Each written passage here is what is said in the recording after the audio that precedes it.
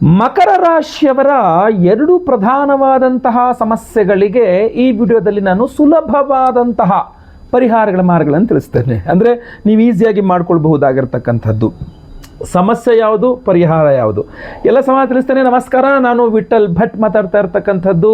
ನೀವು ಮೊದಲ ಸಲ ನಮ್ಮ ಚಾನಲ್ ಬಂದರೆ ಅಥವಾ ನಮ್ಮ ಪೇಜ್ ನೋಡ್ತಾ ಇದ್ದೀರಾ, ದಯವಿಟ್ಟು ಫೇಸ್ಬುಕ್ಕಲ್ಲಿ ನೋಡ್ತಾ ಇದ್ದಾರೆ ಫಾಲೋ ಮಾಡ್ಲಿಕ್ಕೆ ಮರಿಬೇಡಿ. ಯೂಟ್ಯೂಬಲ್ಲಿ ನೋಡ್ತಾ ಇದ್ದಾರೆ ಸಬ್ಸ್ಕ್ರೈಬ್ ಮಾಡ್ಕೊಳ್ಳೋಕೆ ಮರಿಬೇಡಿ.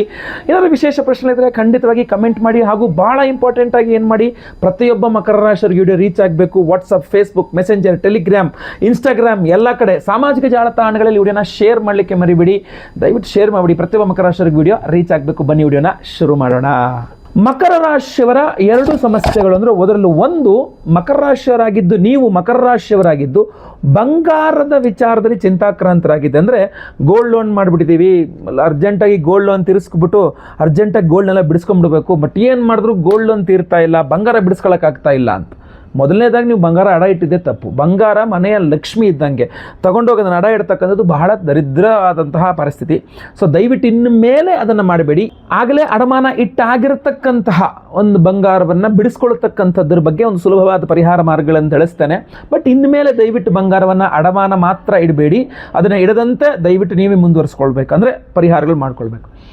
ಬಹಳ ಮುಖ್ಯವಾಗಿ ಬಂಗಾರ ಅಡಮಾನದ ಒಂದು. ಇನ್ನು ಎರಡನೇ ಪ್ರಾಬ್ಲಮ್ ಯಾವುದಂದ್ರೆ ಭೂಮಿಗೆ ಸಂಬಂಧಪಟ್ಟಂಥದ್ದಕ್ಕೂ ಪರಿಹಾರ ಹೇಳ್ತೇನೆ. ಮೊದಲನೇದಾಗಿ ಬಂಗಾರಕ್ಕೆ ಬಂದ್ಬಿಡೋಣ.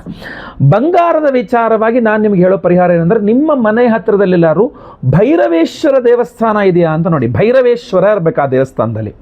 ಸೊ ಭೈರವೇಶ್ವರ ದೇವಸ್ಥಾನ ನಿಮ್ಮ ಮನೆ ಹತ್ತಿರದಲ್ಲಿದೆ ಅಂದರೆ ನೀವು ತುಂಬ ಲಕ್ಕಿ, ತುಂಬ ಅದೃಷ್ಟ ಈ ವಿಚಾರದಲ್ಲಿ. ಒಂದು 9 ದಿನಗಳ ಒಂದು ವ್ರತವನ್ನು ಮಾಡಬೇಕು, ಅಂದರೆ ಪೂಜೆಯನ್ನು ಮಾಡಬೇಕು ನೀವು. ಏನಂತಂದರೆ ಗುರುವಾರ ಎಂಡ್ ಆಗಬೇಕದು. ಗುರುವಾರ ಅಂತ್ಯ ಆಗೋ ರೀತಿಯಲ್ಲಿ 9 ದಿವಸ ಒಂದು ಮನೆಯಲ್ಲಿ ಒಂದು ಭೈರವೇಶ್ವರನ ಒಂದು ಫೋಟೋ ಇಟ್ಕೊಂಡು ಆ ಭೈರವೇಶ್ವರನ ಮುಂದೆ ನೀವೊಂದು ಪ್ರತಿದಿನ ಒಂದು ತುಪ್ಪದ ದೀಪವನ್ನು ಹಚ್ಚಬೇಕು. ಮಣ್ಣಿನ ಹಣತೆಯಲ್ಲಿ ಹಚ್ಚಿದ್ರೆ ತುಂಬ ಒಳ್ಳೆಯದು ಮಕರ ರಾಶಿಯವರಿಗೆ. ಮಣ್ಣಿನ ಹಣತೆಯಲ್ಲಿ ತುಪ್ಪದ ದೀಪವನ್ನು ಭೈರವೇಶ್ವರ ಸ್ವಾಮಿಯ ಫೋಟೋ ಮುಂದೆ ಹಚ್ಕೊಂಡು ಪ್ರತಿ ದಿವಸ ಕೂತ್ಕೊಂಡು ಓಂ ಸ್ವರ್ಣಾಕರ್ಷಣ ಭೈರವಾಯ ನಮಃ ಈ ಮಂತ್ರವನ್ನು ನೀವು ಪ್ರತಿದಿನ ಒಂದು 333 ಬಾರಿ ಜಪ ಮಾಡಬಹುದು. ಇಲ್ಲ, ಈ ವಿಡಿಯೋ ಎಂಡಲ್ಲಿ ಅದ್ಭುತವಾದಂತಹ ಒಂದು ಸ್ವರ್ಣಾಕರ್ಷಣ ಭೈರವ ಮಂತ್ರವನ್ನು ಹೇಳ್ತೇನೆ. ಅದನ್ನು ನೀವು ಆ ಫೋಟೋ ಮುಂದೆ ದೀಪ ಹಚ್ಕೊಂಡು ಕೂತ್ಕೊಂಡು ಜಪ ಮಾಡಿದ್ರು ಅಥವಾ ಕೇಳಿಸ್ಕೊಂಡ್ರು ಕೂಡ ಒಂದು 28 ಬಾರಿಯೋ 54 ಬಾರಿಯೋ ತುಂಬ ಪವರ್ಫುಲ್ ಆಗಿರ್ತದೆ.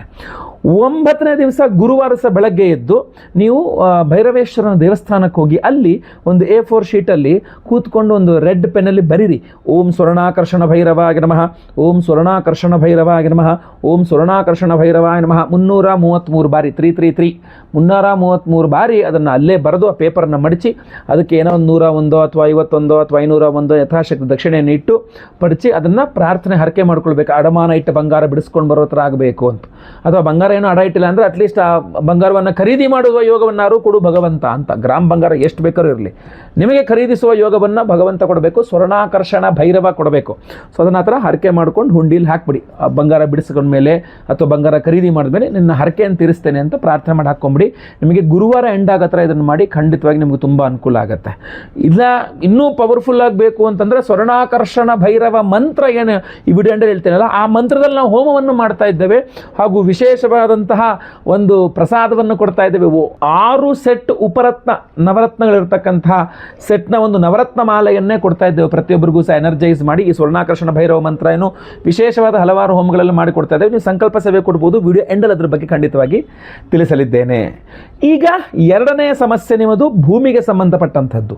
ಭೂಮಿಗೆ ಸಂಬಂಧಪಟ್ಟಂತಹ ಸಮಸ್ಯೆಗೆ ನೀವು 9 ಎಳೆಯ ದಾರ, ಅದು ಒಂದು ಇಷ್ಟಿರಬೇಕು, ಒಂದು ಒಂದು ಮೊಳ ಇಷ್ಟಿರಬೇಕು, ಒಂದು ಮೊಳದಷ್ಟು ಉದ್ದ 9 ಎಳೆಯ ದಾರವನ್ನು ಕುಂಕುಮದ ನೀರಿನಲ್ಲಿ ಅದ್ದಿ ಹಿಂಡಿ ರೆಡಿ ಮಾಡ್ಕೋಬೇಕು.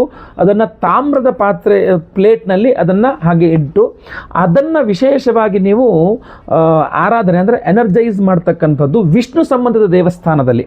ವಿಷ್ಣು ದೇವಸ್ಥಾನದಲ್ಲಿ ತೊಗೊಂಡೋಗೋದನ್ನು ಕೊಟ್ಬಿಟ್ಟು ವರಾಹಸ್ವಾಮಿಯ ಒಂದು ಅಷ್ಟೋತ್ತರ ಪೂಜೆ, ವರಾಹಸ್ವಾಮಿ ಮಂತ್ರದಿಂದ ಕುಂಕುಮಾರ್ಚನೆ ಮಾಡಿಸಿ ಅದನ್ನು ಮಂಗಳವಾರದ ದಿವಸ ಅದನ್ನು ಕಟ್ಟಿಕೊಂಡ್ರು ತುಂಬ ಅನುಕೂಲ ಆಗುತ್ತೆ.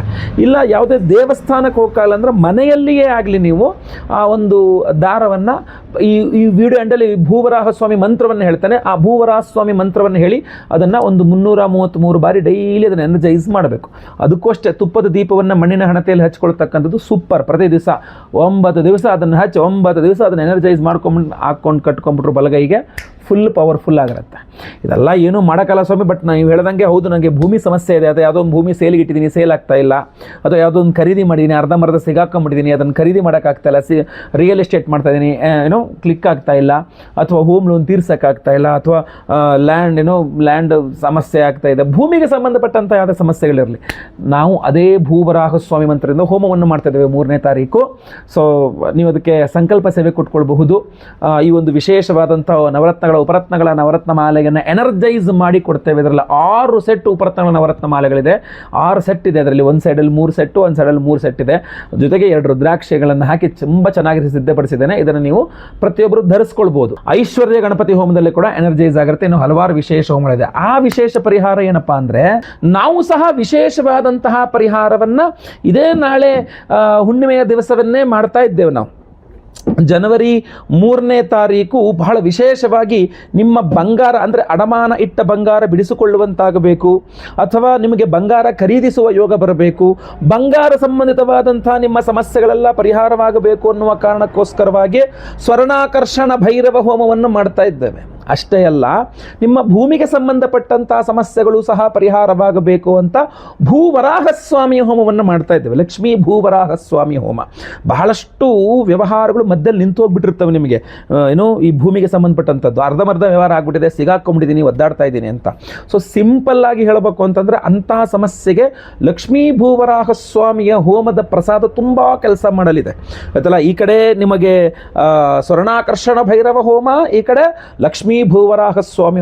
ಈ 2 ಹೋಮಗಳಲ್ಲಿ ವಿಶೇಷವಾಗಿ ನಾವು ಅಭಿಮಂತ್ರಣ ಮಾಡಿ ನಿಮಗೆ ಕೊಡ್ತಾ ಇರತಕ್ಕಂಥ ವಿಶೇಷ ಪ್ರಸಾದವೇ ನಾನು ಈ ಕುತ್ತಿಗೆಯಲ್ಲೂ ಕೂಡ ಹಾಕ್ಕೊಂಡು ಧಾರಣೆ ಮಾಡಿಕೊಂಡಿರ್ತಕ್ಕಂಥ ನವರತ್ನಗಳ ಉಪರತ್ನ ಮಾಲೆ ಅಂತ ನಿಮಗೆ ಸ್ಪಷ್ಟವಾಗಿ ಕಾಣ್ತಾ ಇರ್ಬೋದು ಇದು ಬಾಕ್ಸ್ನಲ್ಲಿ.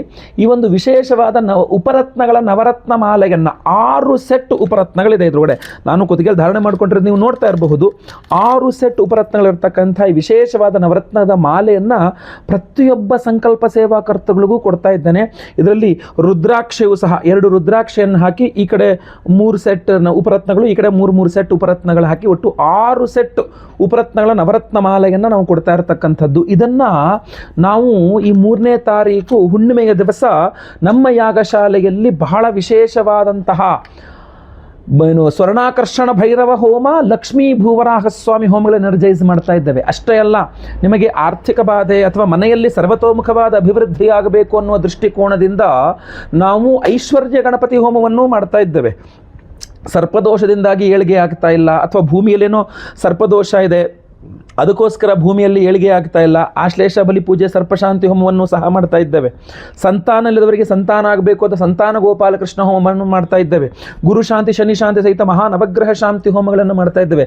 ಅದ್ಭುತವಾದಂಥ ಹೋಮಗಳು ಮಾಡ್ತಾ ಇದ್ದೇವೆ. ಒಬ್ಬರಿಗೆ ಒಂದೇ ಸಂಕಲ್ಪ ಸೇವೆ, ಒಂದು ಸಂಕಲ್ಪ ಸೇವೆಯಲ್ಲಿ ಎಲ್ಲ ಹೋಮಗಳು ಬಂತು. ನೀವು ಒಂದು ಸಂಕಲ್ಪ ಸೇವೆಗೆ ಕೊಟ್ಟರೆ ಐಶ್ವರ್ಯ ಗಣಪತಿ ಹೋಮ, ಸ್ವರ್ಣಾಕರ್ಷಣ ಭೈರವ ಹೋಮ, ಲಕ್ಷ್ಮೀ ಭೂವರಾಹಸ್ವಾಮಿ ಹೋಮ, ಸಂತಾನ ಗೋಪಾಲಕೃಷ್ಣ ಹೋಮ, ಆಶ್ಲೇಷ ಬಲಿ ಪೂಜೆ, ಸರ್ಪಶಾಂತಿ ಹೋಮ, ಗುರುಬಲಕ್ಕೋಸ್ಕರ ಗುರು ಶಾಂತಿ ಹೋಮ, ಶನಿ ಪೀಡೆ ಪರಿಹಾರಕ್ಕೆ ಶನಿ ಶಾಂತಿ ಹೋಮ, ನವಗ್ರಹ ಶಾಂತಿ ಹೋಮಗಳು, ಇಷ್ಟೆಲ್ಲ ಹೋಮಗಳಾಗಲಿದೆ. ಒಬ್ಬರಿಗೆ ಒಂದೇ ಸಂಕಲ್ಪ ಸೇವೆ, ಒಂದು ಸಂಕಲ್ಪ ಸೇವೆಗೆ ಒಂದು ವಿಶೇಷವಾದಂತಹ ಈ ಉಪರತ್ನಗಳ ನವರತ್ನ ಮಾಲೆಯನ್ನು ಕೊಡ್ತಾ ಇದ್ದೇವೆ. ಪ್ರತಿಯೊಬ್ಬರಿಗೂ ಸಹ ಕೊಡ್ತಾ ಇದ್ದೇವೆ. ಹೊಸ ವರ್ಷದ ಒಂದು ಹೊಸ ಗಿಫ್ಟ್ ಅಂತ ಅನ್ಕೋಬಹುದು, ಅಷ್ಟು ಚಂದ ಮಾಡಿ ನಾವು. ಯಾಕೆಂದರೆ ನೀವೇ ಕೂಡ ಇದು ಬಹಳ ಕಾಸ್ಟ್ಲಿ ಆಗ್ತದೆ. ನೀವು ಉಪರತ್ನಗಳದ್ದು ಈ ನವರತ್ನ ಮಾಲೆಯನ್ನು ನೀವು ಮಾಡಿಸ್ಕೊಳ್ತೀನಿ ಅಂದರೂ ಬಹಳ ಕಾಸ್ಟ್ಲಿ ಆಗ್ತದೆ. ಇಷ್ಟೆಲ್ಲ ಹೋಮಗಳಲ್ಲಿ ನಾವು ವರ್ಷದ ಆದಿಯಲ್ಲೇ ಎನರ್ಜೈಸ್ ಮಾಡಿ ನಿಮಗೆ ಕೊಟ್ಟರೆ ಖಂಡಿತವಾಗಿ ನಿಮಗೆ ತುಂಬ ಅನುಕೂಲ ಆಗಲಿದೆ.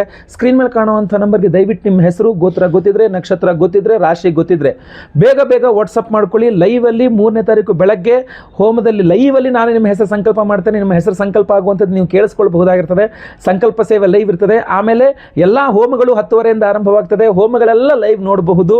ಹಾಗೂ ಪ್ರಸಾದ ಎಲ್ಲ ಹೋಮಗಳ ಭಸ್ಮ, ನಾಗಾರಾಧನೆಯ ಅರಿಶಿನ ಪ್ರಸಾದ ಸಹಿತವಾಗಿ ಈ ವಿಶೇಷವಾದ ಉಪರತ್ನಗಳ ನವರತ್ನ ಮಾಲೆ ಸಹಿತ ಎಲ್ಲ ಪ್ರಸಾದ ನಿಮಗೆ ಸ್ಪೀಡ್ ಪೋಸ್ಟ್ ಮೂಲಕ ನಾವು ಕಳುಹಿಸಿಕೊಳ್ಳಿದ್ದೇವೆ. ಶನಿವಾರ ಹೋಮ ಆಗುತ್ತೆ, ಭಾನುವಾರ ಗೌರ್ಮೆಂಟ್ ಹಾಲಿಡೇ ಇದೆ, ಸೋಮವಾರ ಬೆಳಗ್ಗೆ ನಾವು ಎಲ್ಲ ಪ್ರಸಾದ ಇಲ್ಲಿಂದ ನಾವು ಕಳಿಸ್ಬಿಡ್ತೇವೆ. ಎಲ್ಲ ರೆಡಿ ಇದೆ, ಜಸ್ಟ್ ಎನರ್ಜೈಸ್ ಮಾಡು ಕಳಿಸ್ಕೊಡು ಅನ್ನೋ ರೀತಿಯಲ್ಲಿ ನಿಮ್ಮ ಹೆಸರಲ್ಲಿ ಸಂಕಲ್ಪ ಮಾಡಿ ಪೂಜೆ ಮಾಡಿ ಎನರ್ಜೈಸ್ ಮಾಡಿ ನಿಮಗೆ ಕಳಿಸ್ಕೊಡ್ತಕ್ಕಂಥ ವ್ಯವಸ್ಥೆ ಆಗಲಿದೆ. ಸೊ ಸ್ಕ್ರೀನ್ ಮೇಲೆ ಕಾಣುವಂಥ ನಂಬರ್ಗೆ ಬೇಗ ಬೇಗ ನಿಮ್ಮ ವಿವರಗಳನ್ನು ವಾಟ್ಸಪ್ ಮಾಡ್ಕೊಳ್ಳಿ. ಎಲ್ಲರಿಗೂ ಸಹ ಒಳ್ಳೆಯದಾಗಲಿ. ವಿಡಿಯೋ ಇಷ್ಟ ಆದರೆ ದಯವಿಟ್ಟು ಲೈಕ್ ಮಾಡಲಿಕ್ಕೆ ಮರಿಬೇಡಿ. ವಾಟ್ಸಪ್, ಫೇಸ್ಬುಕ್, ಮೆಸೆಂಜರ್, ಟೆಲಿಗ್ರಾಮ್ ಎಲ್ಲ ಕಡೆ ಶೇರ್ ಮಾಡಲಿಕ್ಕೆ ಮರಿಬೇಡಿ ಈ ಒಂದು ವಿಡಿಯೋನ. ಈಗ ಒಂದು ವಿಶೇಷವಾದಂಥ ಮಂತ್ರಗಳ 2 ಮಂತ್ರಗಳನ್ನು ಸಹ ನಾನು ಈಗ ಹೇಳಿದ್ದೇನೆ. ಆ ಮಂತ್ರಗಳನ್ನು ಕೇಳಿಸ್ಕೊಳ್ಳಿ. ಎಲ್ಲರಿಗೂ ಸಹ ಒಳ್ಳೆಯದಾಗಲಿ. ಮುಂದಿನದಲ್ಲಿ ಮತ್ತೆ ಪುನಃ ಸಿಗ್ತೇನೆ. ಲೋಕ ಸಮಸ್ತ ಸುಖಿನೋ ಭವಂತು. ನಾರಾಯಣ ನಾರಾಯಣ ನಾರಾಯಣ. ಓಂ ವಂ ಆಂ ಹ್ರೂಂ ಹ್ರೀಂ ಹ್ರಾಂ ಮಹಾಭೈರವಾಯ ಪಣಸ್ಥಾಯ ಅಜಾಮಿಳಬಂಧನಾಯ ಲೋಕೇಶ್ವರಾಯ ಮಮ ದಾರಿದ್ರ್ಯಾಪಹಾರಾಯ ಹ್ರಾಂ ಹ್ರೀಂ ಹ್ರೂಂ ಆಂ ವಂ ಓಂ. ಓಂ ನಮೋ ಭಗವತೆ ವರಾಹರೂಪಾಯ ಭೂರ್ಭುವಸ್ವಃ ಪತಯೇ ಭೂಪತಿ ತ್ವಂ ಮೇ ದೇಹಿ ದಾಪಯ ಸ್ವಾಹಾ. ಓಂ ನಮೋ ಭಗವತೆ ವರಾಹರೂಪಾಯ ಭೂರ್ಭುವಸ್ವಃ ಪತಯೇ ಭೂಪತಿ ತ್ವಂ ಮೇ ದೇಹಿ ದಾಪಯ ಸ್ವಾಹಾ. ಓಂ ನಮೋ ಭಗವತೆ ವರಾಹರೂಪಾಯ ಭೂರ್ಭುವಸ್ವಃ ಪತಯೇ ಭೂಪತಿ ತ್ವಂ ಮೇ ದೇಹಿ ದಾಪಯ ಸ್ವಾಹಾ.